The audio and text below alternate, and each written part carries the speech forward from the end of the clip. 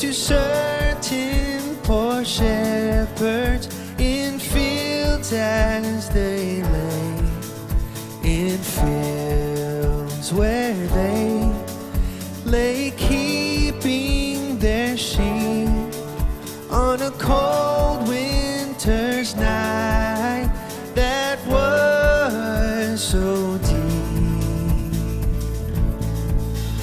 Noel, Noel, Noel, Noel, born is the King of Israel.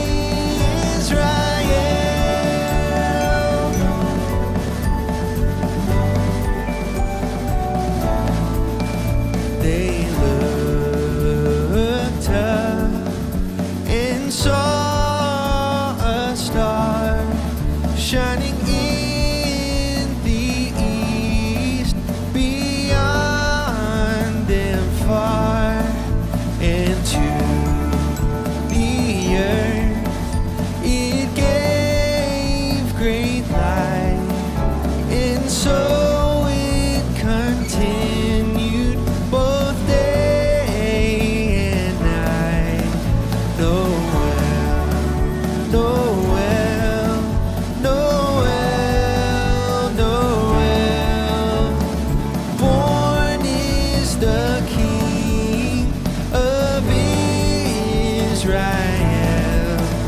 Noel, Noel, Noel, Noel, born is the King of Israel.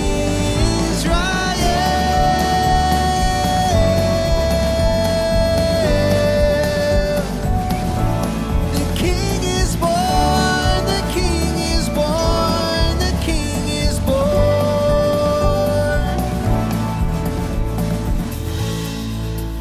Noel, Noel, Noel, Noel, born is the King of Israel. Noel, Noel, Noel, Noel, born is the King of Israel.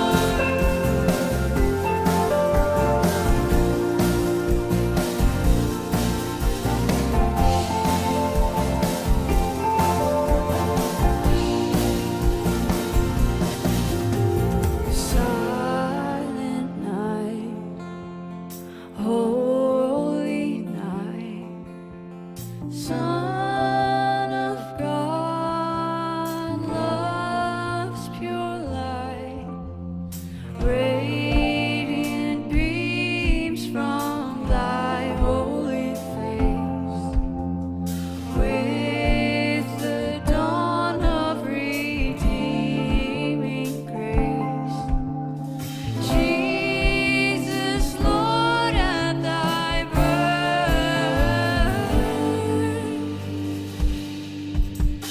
Jesus, Lord, at thy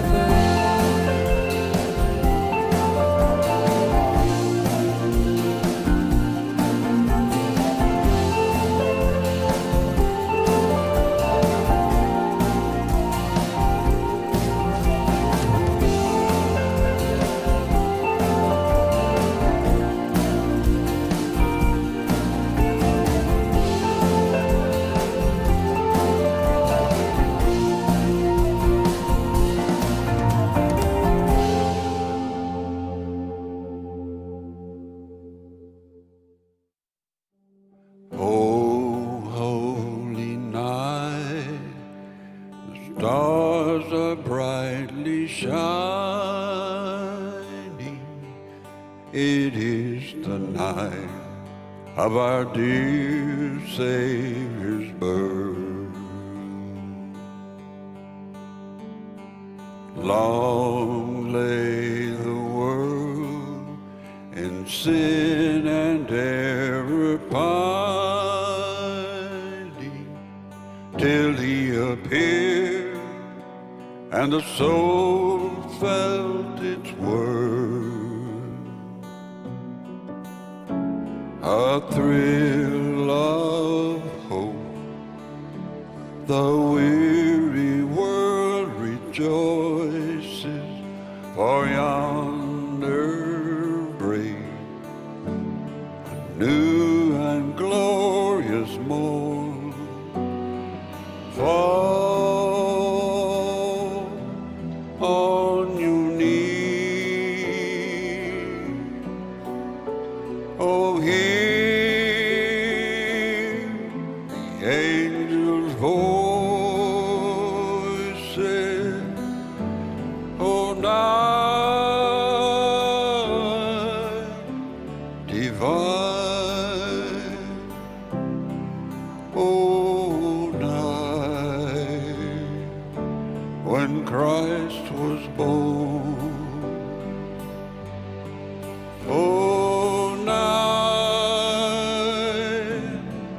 divine,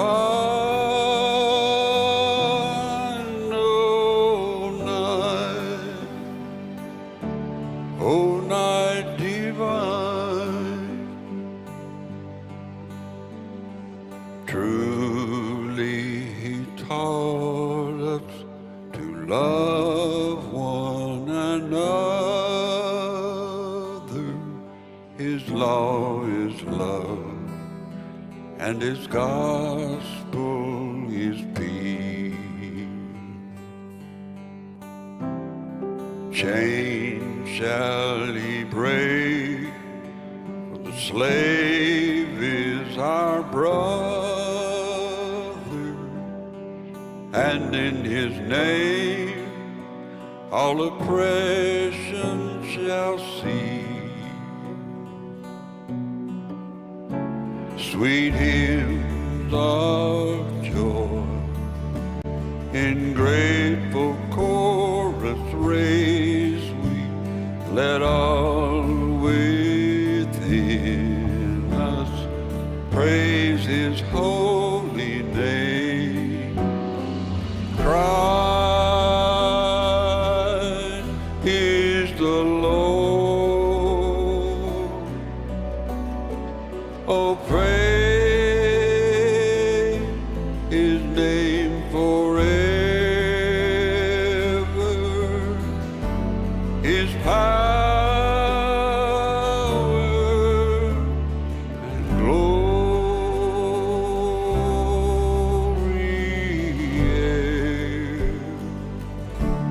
evermore proclaim.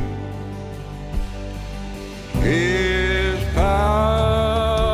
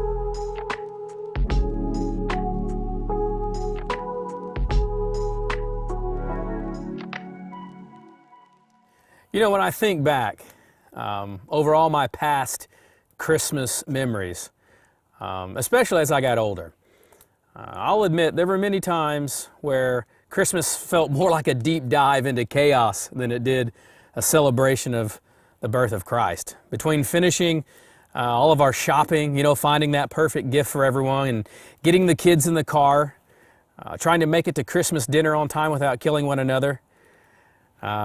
Man, the meaning of Christmas, a lot of times, it seemed like it took a back seat. And I think for all of us, we'd have to admit that at one time or another, we've all felt that way. Now I know for all of us, we know the real meaning of Christmas. In our heart of hearts, we know the reason we celebrate. But I also know that it's easy to get caught up in the chaos and miss the meaning. So tonight, I want to tell you a story of a Christmas memory that I have. And it's a memory that I hope will help you see Christmas in a different light. Maybe it'll change the way you see Jesus. You know, every year when I see kids ripping and scratching and pulling and prying, tearing into their gifts, I'm amazed at their tenacity. I see literal feats of strength right before my eyes. And I've often thought, you know, if kids would put half the effort into cleaning their room as they did ripping into presents, man, parenting would be a whole lot easier. You know, when we're young, Christmas is everything. And you remember how it was, right? So there was that hypnotic effect that the Christmas tree and all the gifts had on you. They called out to you every time you walked by the living room.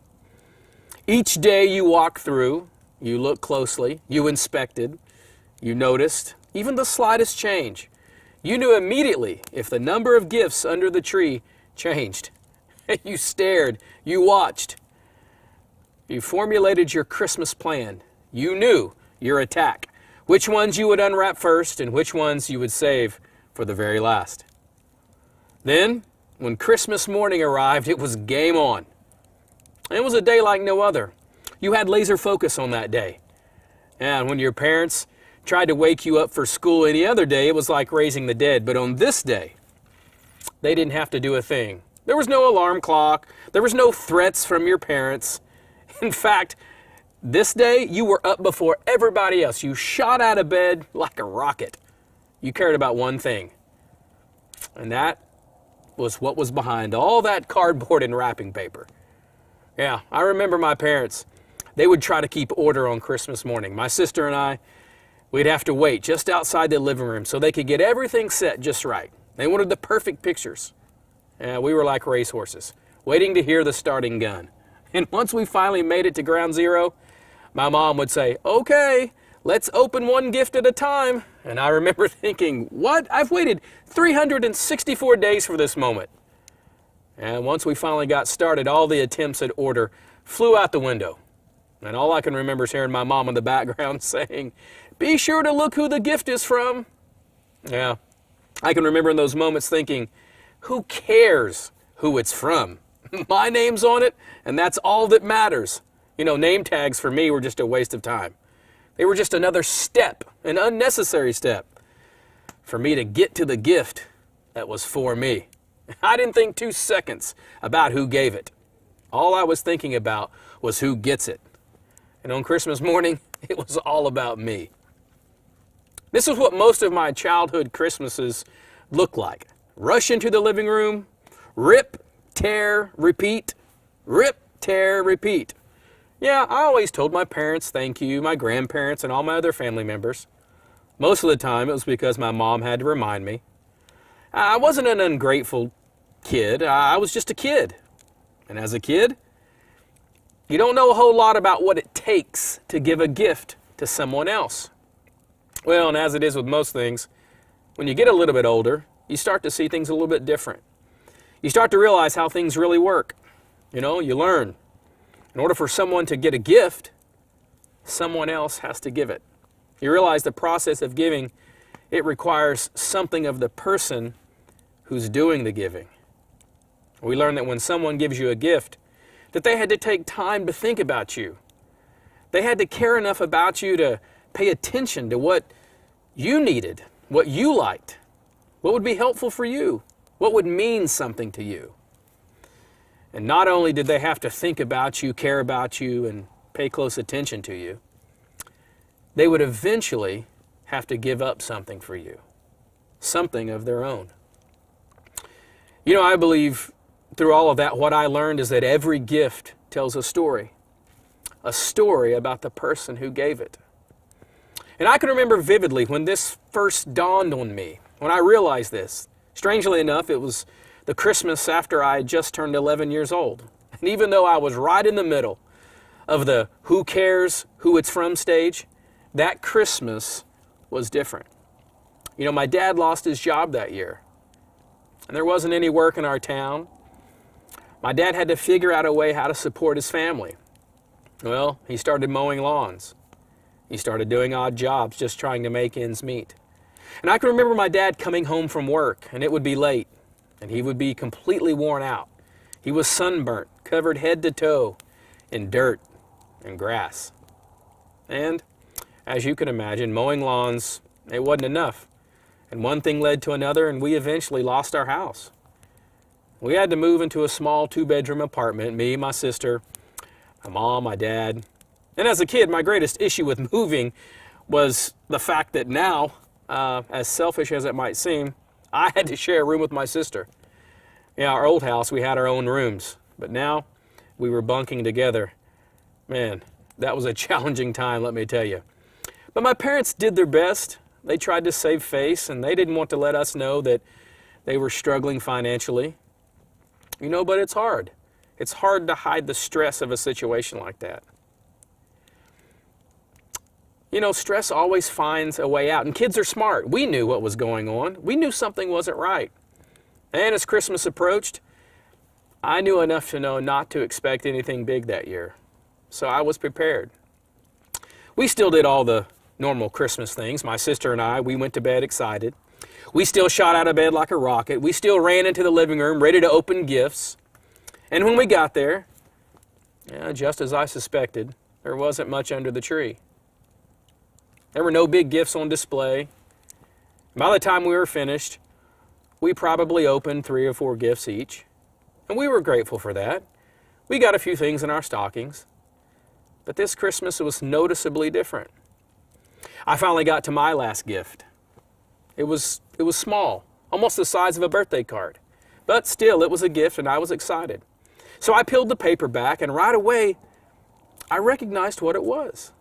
It was a folded-up poster. Actually, it was a sales brochure for a motorcycle, a Honda XR80. I knew what it was, and I recognized it because that sales brochure, the one that my dad had wrapped up and put under the tree, it was mine. I had it hanging on my wall in my room. It was the one that I looked at every single day. I knew it was mine because I'd written my name right on the side of the motorcycle, right where the number should go. I wrote Chad's in blue ink, and there it was, right in front of me. You know, the shop where my dad would take his lawn equipment to be worked on also sold motorcycles. And right in the middle of the showroom was that Honda XR80, red with a blue seat. And every time we went to that shop, I would head straight for the showroom floor. I would climb on that motorcycle, and I would sit there and just think what it would feel like if this were mine.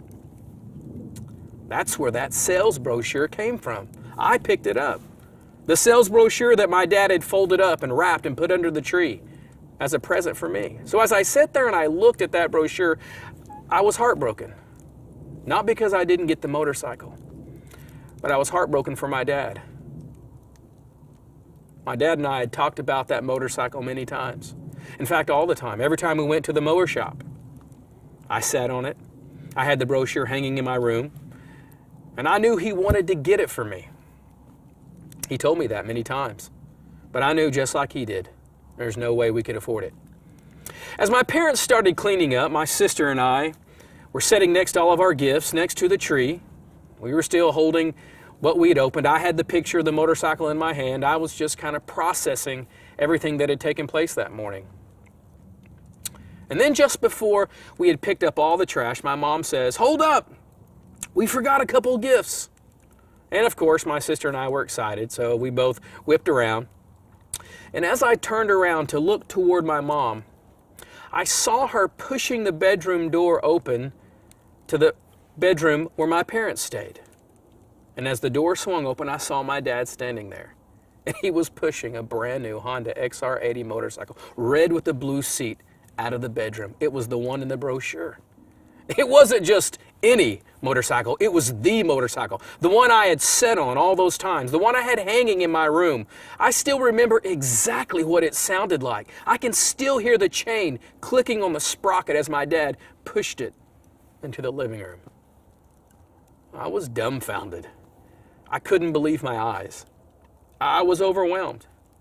And for the first time, at just 11 years old, I distinctly remember thinking more about the person who gave the gift than the gift itself.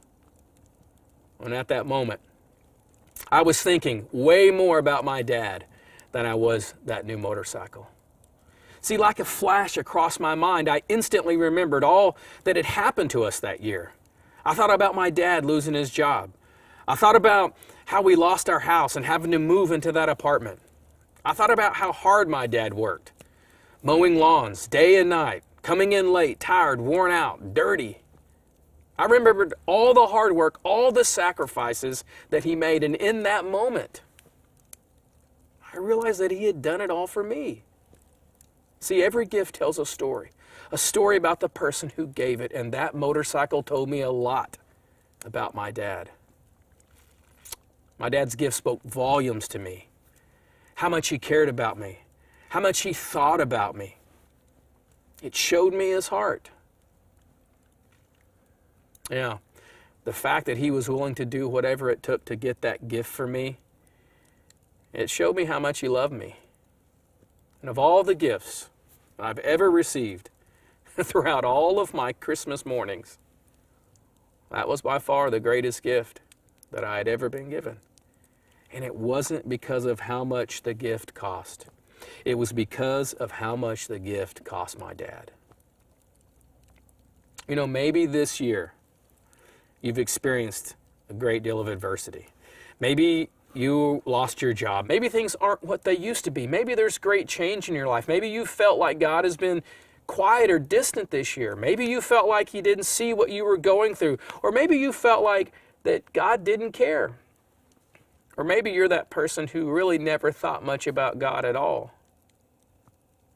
Well, let me remind you that every gift tells a story.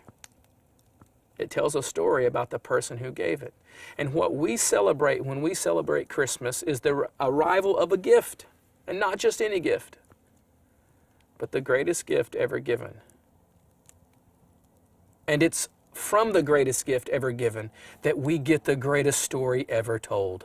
It's the story of a man who would be born of a virgin in a small town called Bethlehem. It's the story of how this man would live a sinless life and yet he would die on a sinner's cross.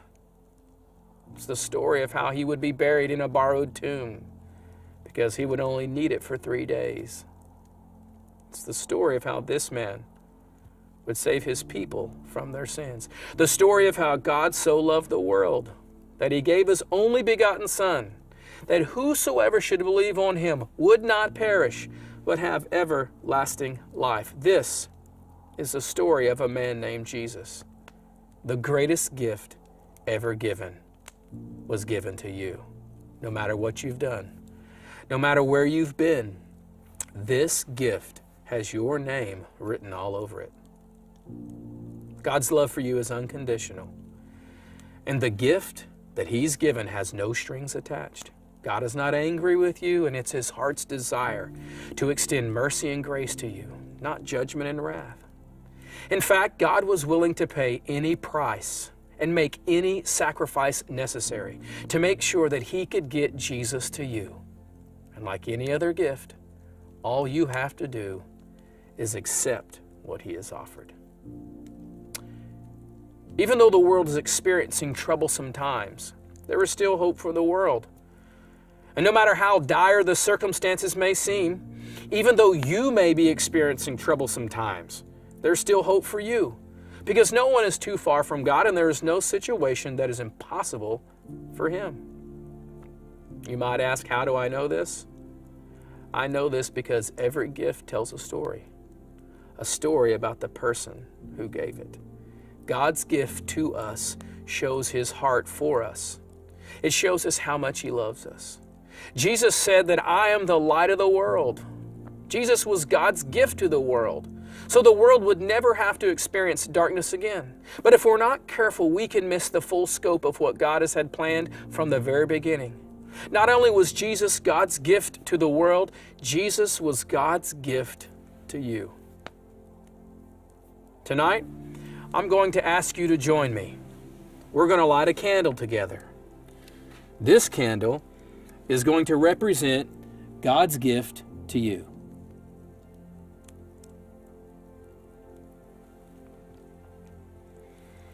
And as you hold this candle in your hand, I want you to think as it representing Jesus wanting to be close to you, part of your life, in your hand, as it were.